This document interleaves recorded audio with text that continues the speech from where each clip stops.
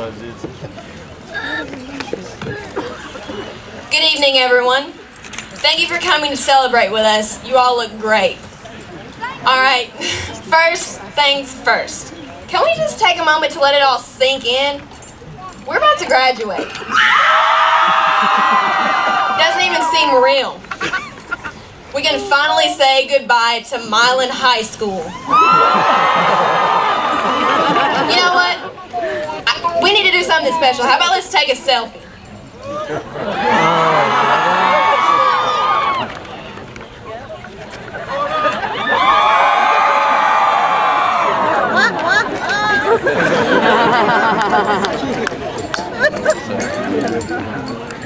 Don't worry, that'll be on Facebook later. You can all tag yourselves. Alright, well, where was I? Oh yeah, goodbye. That means that I need to thank a few people. First off, parents. Thank you for forcing us to go to school and making us act like civilized human beings. You really have a way with words. Teachers, thank you for always being there for us.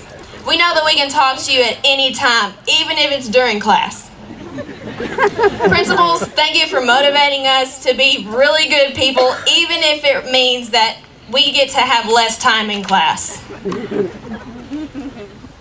But most important, I want to thank God for His constant help and support, especially in our final days when all of our teachers decide to assign final projects and research papers due on the same day. Cough, cough, Miss Rainey. Talk about a full plate. But let's not focus on the negatives. High school was a blast.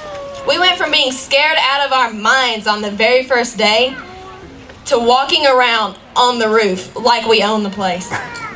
Some of us learned the sacred art of procrastination, while others just learned how to avoid the poles between the buildings. We went from sitting silently in class for the fear of punishment to challenging the classes around us to be louder than we were.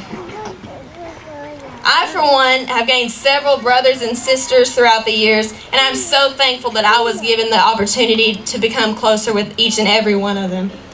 Dennis DeBerry, my big brother, even though we have no resemblance whatsoever, he even takes up for me, and I know I can go to him for anything.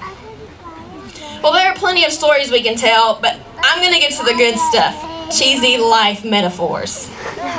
Now, I'm going to give my personal opinion and thoughts on these. Number one, life is like a box of chocolates. You never know what you're going to get. How can that be true today, since almost every box of chocolates has a diagram telling you what is in each one? Why does it even matter? I mean, just be thankful that you have a box of chocolates. Number two, life is like a roller coaster with its ups and downs, blah, blah, blah. How I see it, life is a theme park. We've been stuck on this same roller coaster for 4 years. We need a change of scenery. It's time to move on to more exciting things. Plus, I think we're all starting to get a little queasy. Number three, life is a book. You control what happens as you write each new chapter. I think I speak for everyone when I say that we're tired of writing. I'm just going to put my pen down and let God write the rest of my story. Now, I'm not going to spend my whole time up here talking about chocolates, roller coasters, or books. I am, however, going to talk about something more important.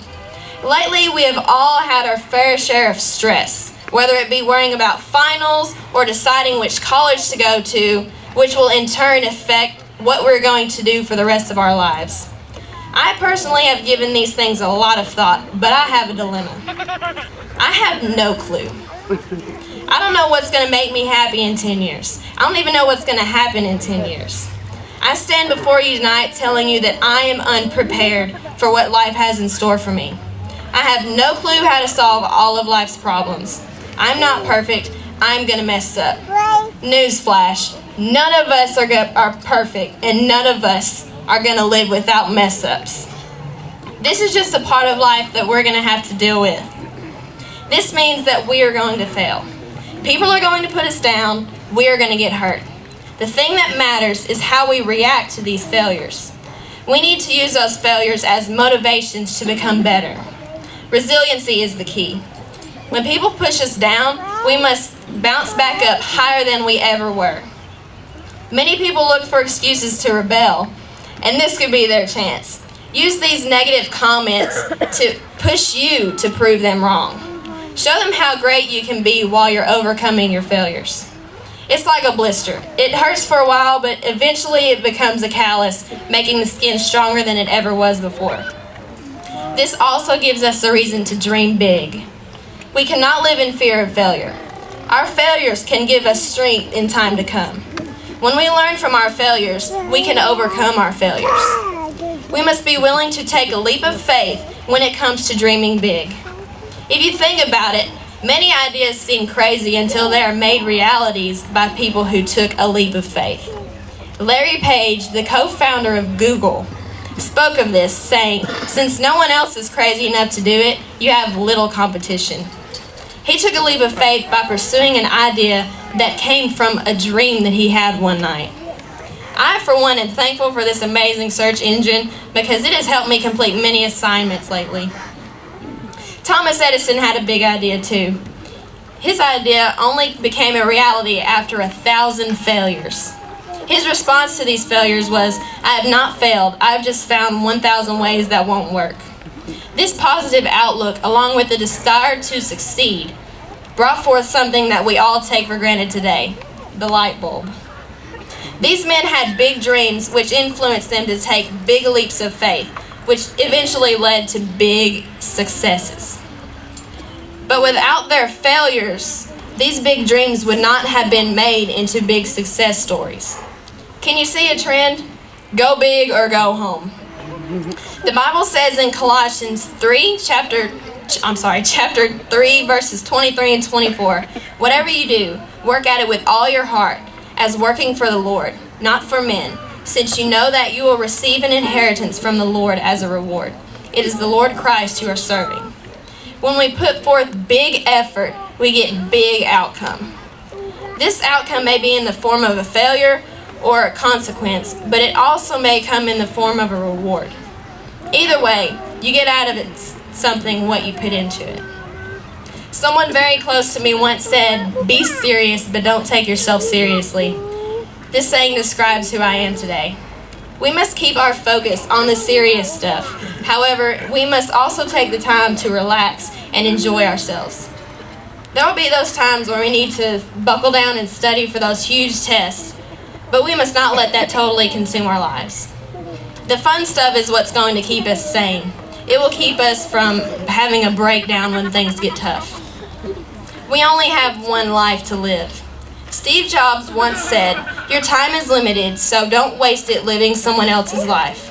Don't be trapped by dogma, which is living with the results of other people's thinking.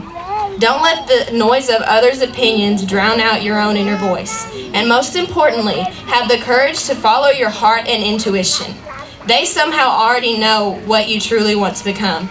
Everything else is secondary." He is right. We need to learn from failures, our own failures, so that it will help us create a huge success story, our own success story. We can only be truly successful when we become genuinely happy with the life that we have created for ourselves. We can follow the way of those before us, the paved road, or we can make our own path for others to follow. I guess I can boil it all down to this one statement. As we go throughout life, we must turn our failures into success stories that will ultimately create our own personal happiness. I wish my classmates the best in life. I hope that this message is helpful to you throughout your future, and know that I'll always be there for you if any of you need me. Thank you for allowing me to speak tonight. You have no idea how hard it was for me to not load my speech with Harry Potter and SpongeBob quotes.